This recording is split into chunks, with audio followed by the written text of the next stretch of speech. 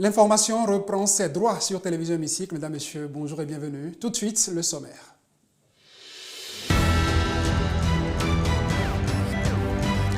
Billet retour, 1er août 1960, ce lundi matin à l'Assemblée nationale du Bénin. L'histoire de l'indépendance du pays, revisitée le temps d'une communication à la cérémonie des couleurs. Symbolique de la fête de l'indépendance, c'est le sujet qui a retenu l'attention des fonctionnaires parlementaires, civils comme militaires.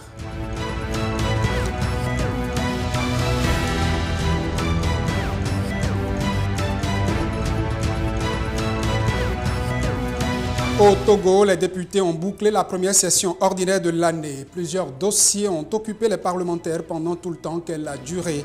La présidente nous en donne un aperçu dans ce journal.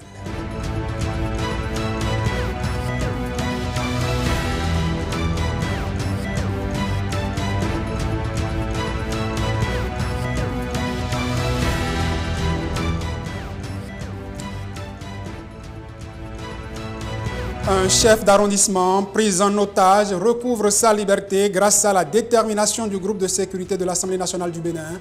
Une pure fiction mise en scène par le personnel militaire pour se préparer à toute éventualité. L'opération est dénommée Dianta Semeoku 2023.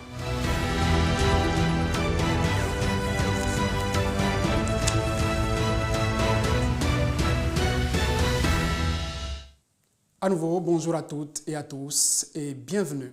À l'Assemblée nationale du Bénin, la semaine commence par une révérence aux couleurs nationales.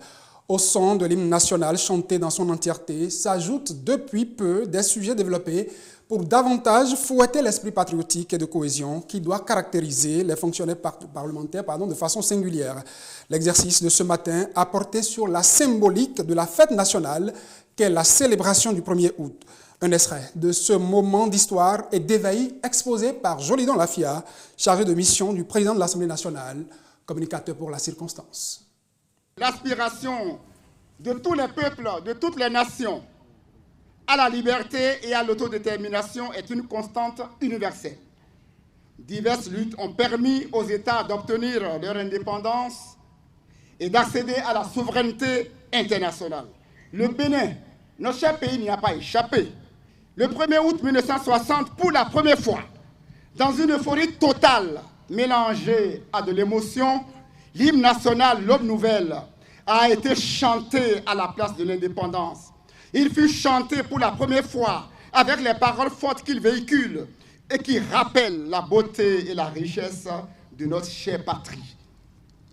La devise adaptée, fraternité, justice, travail. Fraternité pour dire que nous sommes frères, sœurs et que nous devons le rester, quoi que cela coûte. Justice, parce que l'injustice sépare l'un de l'autre. La justice renforce la fraternité. Travail, parce que ce n'est pas le travail que nous allons construire notre cher pays et créer les conditions d'une vie paisible à chacun et à tous. Retenons que notre hymne national chanté le 1er août 1960 symbolise le fervent de l'unité nationale. La fête nationale, c'est donc la commémoration de la victoire de tout un peuple. C'est la célébration officielle de la liberté du joug colonial. Elle est commémorée chaque année dans tous les pays. Elle unit, elle fait transcender, ne serait-ce que pour cette journée, toutes les barrières linguistiques, culturelle et même professionnelle. Sa célébration donne l'occasion d'expression autour des symboles du pays, que sont généralement le drapeau, la devise, l'hymne, le sceau, les armoiries et les institutions. Comme son nom l'indique, la fête nationale est un moment de retrouvailles, d'expression de joie citoyenne, l'expression d'une fierté commune, celle d'appartenir à une même nation, d'être enchevêtré par un destin commun. La fête nationale d'un pays pousse ses enfants à aimer leur patrie et être prêts pour la défendre à tout prix et même au prix de leur vie. C'est justement ça, le destin. C'est justement ça, le sens du patriotisme. Les studios de Radio Hémicycle ont accueilli ce mercredi 5 juillet 2023 un espace d'échange entre des députés et les citoyens. Résultat de la mise en œuvre d'une initiative dénommée Parlement ouvert, soutenue par l'ONG Social Watch Bénin. Pour l'occasion, les députés Jérémy Adomaou, Benoît Degla et Abibou Warukubu se sont prêtés à l'exercice avec au menu les rôles d'un député, Stéphanie Dekpemandora et Octave Adjou pour le point. Dans le studio de Radio Hémicycle, ce mercredi 5 juillet 2023, les rôles et devoirs des députés ainsi que les opportunités d'interaction entre les élus et les citoyens sont au cœur d'une émission. Un troisième exercice du genre auquel s'adonnent des députés sur initiative de l'organisation non gouvernementale Social Watch Bénin. Un rendez-vous d'échange avec les auditeurs dénommé Parlement ouvert. Le député, en fonction du règlement intérieur de la Constitution, a principalement trois rôles. Le vote de la loi, le contrôle de l'action gouvernementale et la représentation. Ce sont ces trois fonctions que le député du Bénin a constitutionnellement et selon le règlement intérieur. Un député est élu pour le compte d'une commune, d'une circonscription électorale, mais après son élection, il devient pratiquement le député de toute la nation. Et par rapport à ça, alors, il est en mesure de porter les préoccupations de tout Béninois lambda. Selon nos textes, selon le code, la Constitution, et le député est un contre-pouvoir. Et à cet effet, il a l'obligation de veiller, puisque c'est lui qui met à disposition de l'État les moyens qui lui permettent de conduire sa politique de développement. Par conséquent, il doit pouvoir, en retour, vérifier l'usage qui en est fait. Et c'est dans ce cadre-là que le député peut poser des questions au gouvernement. Au cours de cette émission, les députés Jérémy Adomaou, Benoît Degla et Abibou Warukubu ont aussi exposé les moyens dont dispose chaque député pour mieux accomplir sa mission. Lorsque vous êtes amené à faire des propositions de loi, vous avez l'obligation donc de faire un travail intellectuel, d'où la nécessité d'avoir à vos côtés des juristes capables donc de pouvoir faire un certain nombre donc d'analyses, de communication et de pouvoir écrire des textes. L'Assemblée, à travers les rémunérations qui sont mises à disposition des députés, prévoit que chaque député puisse avoir un cabinet, parce que les lois arrivent, il faut pouvoir une meilleure compréhension pour que votre intervention à l'hémicycle lors des débats ne soit pas sans intérêt. Le député ne peut pas mettre dans son cabinet toutes les spécialités qui vont provenir des lois à introduire à l'Assemblée. Donc il peut arriver que le député ou un groupe de députés commettent des spécialistes pour étudier des questions spécifiques pour leur éclairage personnel et pour leur renforcement de capacités. Un exercice interactif au cours duquel les auditeurs ont présenté plusieurs préoccupations, dont entre autres l'absence des députés du terrain aux côtés de leurs mandants. Préoccupation à laquelle les élus en studio ont apporté des réponses. Nous avons les structures qui travaillent à la base pour le parti. Le relais doit se faire de manière à ce que le député soit informé régulièrement de ce qui se passe dans sa zone. Et si ça doit nécessiter qu'il aille constater des visu, qu'il le fasse. Il y a déjà plusieurs sons de cloche au niveau de l'Assemblée nationale. Et qu'on le veuille ou non, même les députés de la mouvance sociale ont l'obligation d'aller sur le terrain. Personne ne peut s'asseoir chez lui aujourd'hui pour dire je me contente, j'ai les moyens de me faire élire sans aller vers les populations à la base. Parce que de plus en plus aujourd'hui, le député doit pouvoir être le relais des préoccupations des populations à la base. Pendant nos sessions ordinaires qui durent chacune 3 mois, le député ne peut pas être en permanence au niveau de sa base.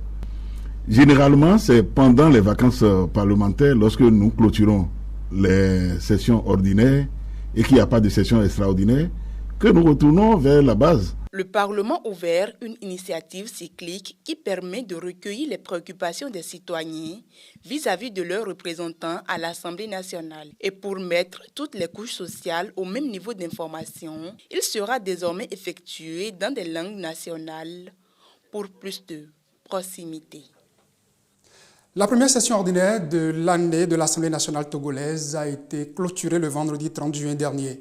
La fin des travaux a été marquée par une cérémonie qui a connu l'allocution solennelle de Yawa Digbodi Ségan, présidente de la représentation nationale de ce pays. Occasion pour elle d'ébaucher le bilan de cette session et de saluer la bonne collaboration entre Parlement et exécutif tout au long d'elle. Suivons plutôt un extrait de ses propos. La consultation du Parlement en amont de l'élaboration du projet de loi de finances avant la fin du premier semestre de l'année en cours trouve sa mise en œuvre lors de la séance de ce jour. Je me réjouis donc de la tenue du débat d'orientation budgétaire sur la base du document de programmation budgétaire et économique pluriannuel DPBEP 2024-2026 dans les délais prescrits par la loi organique relative à la loi des finances. En tant qu'instance représentative du peuple, le Parlement est l'institution compétente pour veiller à ce que les projections budgétaires opèrent une meilleure synthèse entre les besoins de la nation et les ressources mobilisables. Dans ce sens, nos discussions ont permis de nous accorder sur la crédibilité des hypothèses retenues malgré les incertitudes qui caractérisent le contexte économique mondial. En saluant cette discipline budgétaire, l'Assemblée nationale encourage le gouvernement à tout mettre en œuvre pour que les retombées en termes de croissance et de création d'emplois soient tangibles et beaucoup plus visibles à toutes nos populations. C'est aussi la pause au Parlement du Niger. Mardi dernier, l'Assemblée nationale de ce pays a clôturé sa première session ordinaire de l'année 2023. Devant des membres du gouvernement, des représentants des chancelleries et autres invités, Seyni Oumarou a salué la participation active de ses collègues aux différentes plénières et travaux en commission qui ont connu divers projets de loi allant dans le sens de l'amélioration des conditions de vie et de travail des Nigériens. À la Chambre haute du Parlement français, ce n'est pas encore le repos et les sénateurs français n'entendent pas en donner aussi aux auteurs des émeutes qui secouent le pays depuis peu. Ils sont à leur trousse pour les mettre face à leurs responsabilités.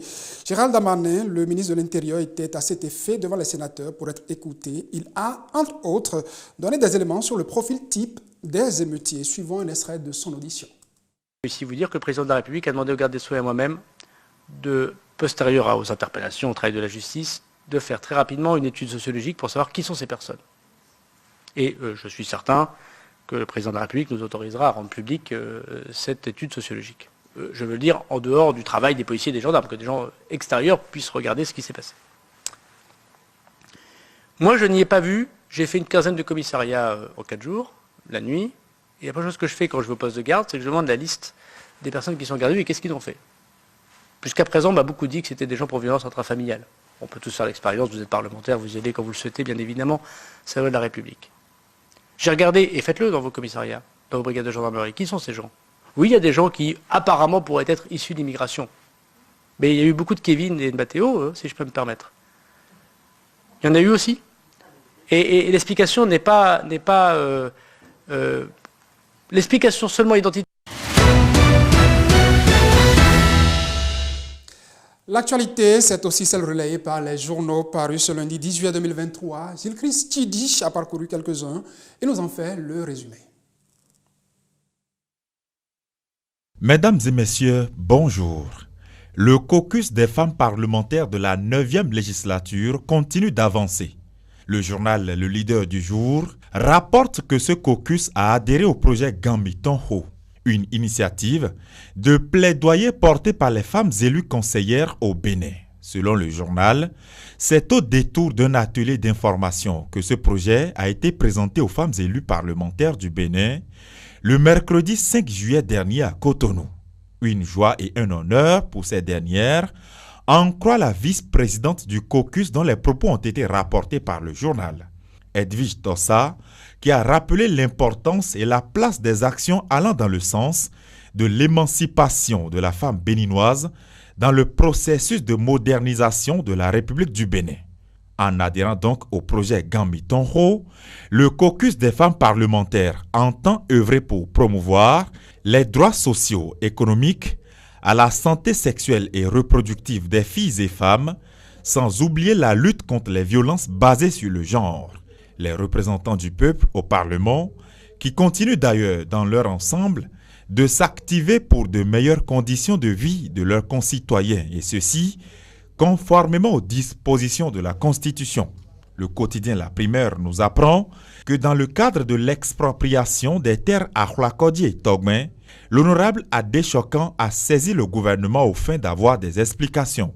Mon confrère rapporte que le député a adressé 13 questions orales sans débat au gouvernement du président Patrice Talon, le chef de l'État, qui était d'ailleurs en Guinée-Bissau ce samedi, selon les informations du quotidien Le Matin. Selon mon confrère, Patrice Talon a en effet participé à une conférence des chefs d'État et de gouvernement de l'Union économique et monétaire ouest-africaine UEMOA, un sommet extraordinaire au cours duquel plusieurs questions ont été examinées relatives notamment à la situation économique et celle sociale de la sous-région. Des réformes ont également été proposées à cette occasion, informe le matinal qui précise que le président de la République du Bénin a quand même émis quelques réserves. Patrice Talon, souligne le journal, souhaite une étude profonde de ces propositions. En termes clairs, les chefs d'État et de gouvernement réunis à l'occasion de ce sommet extraordinaire ont proposé la réintégration du Mali ainsi qu'une refonte totale des statuts de l'organisation sous-régionale. Le chef de l'État béninois a d'abord demandé que ses pairs revoient leur copie avant que ces réformes ne soient faites dans les conditions actuelles. L'unanimité n'ayant donc pas été acquise pour l'adoption, ajoute mon confrère, les chefs d'État ont dû ranger ce point en attendant le mois d'octobre prochain. En attendant donc ce nouveau rendez-vous sous-régional, les candidats béninois au brevet d'études du premier cycle BEPC pour le compte de l'année 2023 sont désormais fixés sur leur sort en fin de semaine dernière. Le quotidien Le Matin revient sur les chiffres et précise que 69,21% des candidats ont pu tirer leur épingle du jeu au plan national. Pour le matinal, c'est un taux d'admissibilité record enregistré depuis 4 ans pour le compte de cet examen au Bénin. Les candidats admissibles sont d'ailleurs en épreuve sportive et orale dès ce lundi au Bénin. La Primeur rapporte que certains candidats attendus pour ces épreuves ont malheureusement trouvé la mort sur leur chemin. Un grave accident de circulation a été enregistré hier à Badagry au Nigeria, renchérit mon confrère. Fin de cette revue de presse. À demain. À demain pour Gilles Christ. Et puis nous continuons dans ce journal. Le groupe de sécurité de l'Assemblée nationale a bouclé du 26 au 27 juin dernier sa série de manœuvres pour le compte du premier semestre de l'année 2023. Le personnel militaire du Parlement s'est entraîné à faire face à d'éventuelles menaces à travers une manœuvre dénommée Dianta Sameoku 2023, qui est la trame de cette page magazine signée Latifou Boni.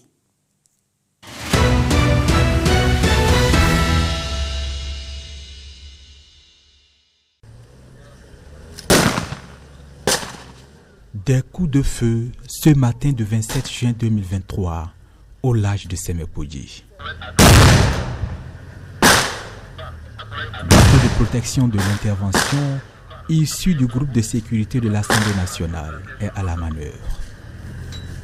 L'unité fait face à un dangereux groupe de nom de Mouvement de libération des peuples. Le groupe de El Kabir Maoujoumi tient en otage le chef d'arrondissement.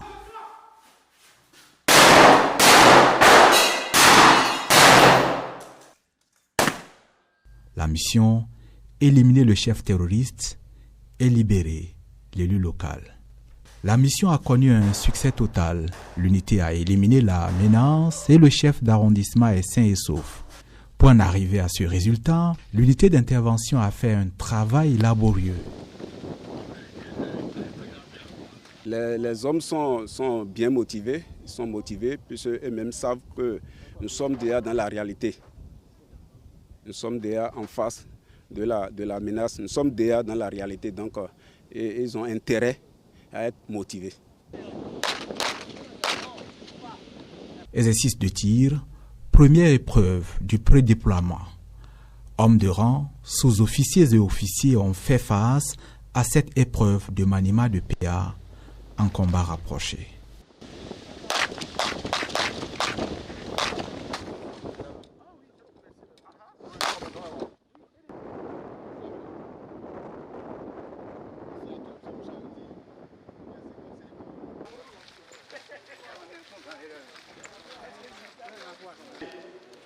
ça vous permet d'afficher, de décrire les coordonnées. Vous avez une telle que vous donner.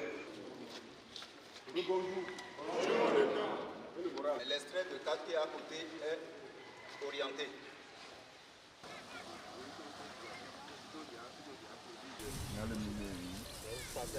Les différentes sections de l'unité ont entamé ensuite une course d'orientation qui a pour but de prendre connaissance du terrain, boucler la zone et en identifier les potentielles menaces. Nous avons eu pour scénario, dans un premier temps, de projeter les éléments dans une zone de prédéploiement. Alors, cette zone de prédéploiement est une zone d'entraînement où on a eu à effectuer le tir que vous avez pu observer. On a fait l'instruction sur le tir au combat. Nous avons fait également le combat en zone urbaine et nous avons utilisé également le smartphone dans la préparation de la guerre. Alors, après cet entraînement, et vu que la zone est une zone dangereuse, les éléments, la troupe a fait une infiltration, s'est orientée, a fait une infiltration pour atteindre la base opérationnelle. Cette base opérationnelle qu'elle a sécurisée à travers la mise en place des postes de combat. C'est le scénario global de la manœuvre qui a pour nom de code Djaouta Seme Okun 2023. Une manœuvre pour laquelle l'implication des autorités parlementaires et de la hiérarchie militaire est saluée. Je voudrais simplement remercier la hiérarchie et le président de l'Assemblée nationale qui nous donne aujourd'hui les outils et les moyens indispensables pour nous entraîner. Car il vaut mieux perdre beaucoup de sueur à l'entraînement que de perdre du sang au combat. À partir des directives opérationnelles du chef d'état-major de l'armée de terre, déclinées en plan d'action par le commandant de la garde républicaine, le commandant militaire de l'Assemblée nationale a élaboré aussi son plan d'action au titre de l'année 2023 et ce plan d'action permet d'entraîner les hommes pour atteindre les objectifs opérationnels. On ne peut s'entraîner sans moyens et donc le président de l'Assemblée nationale met en place les moyens indispensables pour l'entraînement des hommes. Les sous-officiers, les officiers ont été instruits d'abord sur la pédagogie tactique et sur tout ce qu'on est en train de faire sur le terrain. Ensuite, ça a été une occasion pour permettre aux chefs de groupe et aux chefs de section d'apprendre le commandement d'un groupe et le commandement d'une section, et également l'occasion pour mes hommes de revivre cette vie en campagne et de ce qui va créer une certaine cohésion en leur sein, de leur rappeler aussi les instructions du chef d'état-major général, d'accord, les instructions du CEMAT également sur la maîtrise de la prière à l'âme. Il y a une prière que nous avons aujourd'hui à l'âme qui nous permet de savoir comment s'occuper de notre âme, de l'entretenir, etc. Sur également l'utilisation des réseaux sociaux. Vous savez que les réseaux sociaux, aujourd'hui tout le monde a un téléphone portable et donc le chef d'état-major général a sorti une instruction sur l'utilisation des réseaux sociaux et ça a été vérifié au niveau de tous les forums du groupe de sécurité si ces instructions-là ont été mises en œuvre. Cet exercice nous a également permis d'utiliser pour la première fois, en tout cas au groupe de sécurité, le smartphone pour nous orienter. Ce travail commençait depuis la base et aujourd'hui nous sommes à la pratique sur le terrain. Je suis rassuré de ce que j'ai vu et je sais que mes hommes sont aptes aujourd'hui à aller sur tous les terrains. Depuis le début du mois de juin, le groupe de sécurité de l'Assemblée nationale a été actif en matière de manœuvre. La dynamique est prévue pour être maintenue. Une page magazine qui ferme les pages de ce journal. Mesdames, Messieurs, merci de l'avoir suivi.